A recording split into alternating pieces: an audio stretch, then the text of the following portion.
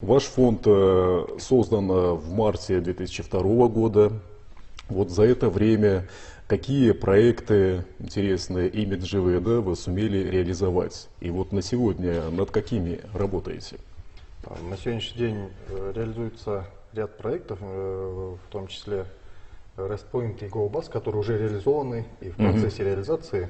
GoBus — это обеспечение безопасным, комфортабельным транспортом, как туристов иностранных, так и внутренних.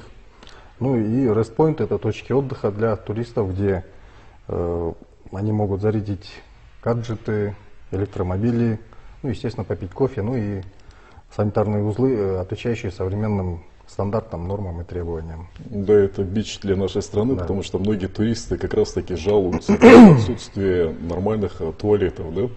Потому что, как говорят любители театра, да, театр начинается с вешалки, а туризм начинается с аэропорта и Да. да, в этом направлении работа ведется, да? RESTpoint, он, сам проект изначально был начат после исследования. Провели исследования среди туристов, как проблемные вопросы, и самые ключевые, одни из самых проблемных вопросов оказалось это санитарные узлы, которые у нас, к сожалению, не везде соответствуют там минимальным требованиям, да, я сказал бы так. И вот на сегодня сколько таких респоинтов, да, точек отдыха вы сумели создать? На сегодняшний день введены в эксплуатацию 3 точки отдыха RESTpoint. Это Кемин и Джалабади на юге. Вот. В предыдущем году они были построены, проекты были все типовые, однотипные были RESTpoint.